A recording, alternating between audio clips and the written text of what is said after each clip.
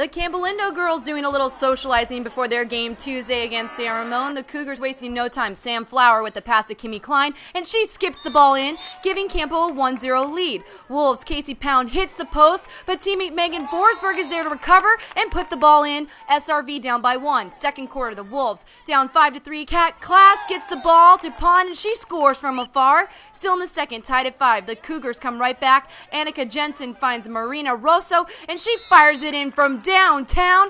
Campo takes the lead. Into the third, Jensen hits the top of the post, but Christy Ferraro catches the ball and drops it in. 8-6 Campo Lindo. Cougs not backing down. Flower to Natalie Seidman, who gets around the defender and fires it in. Campo leads by 3. The Cougars now up 10-8 in the fourth. Wolves looking to battle back. Pond catches the ball and slings it in. However, it would not be enough.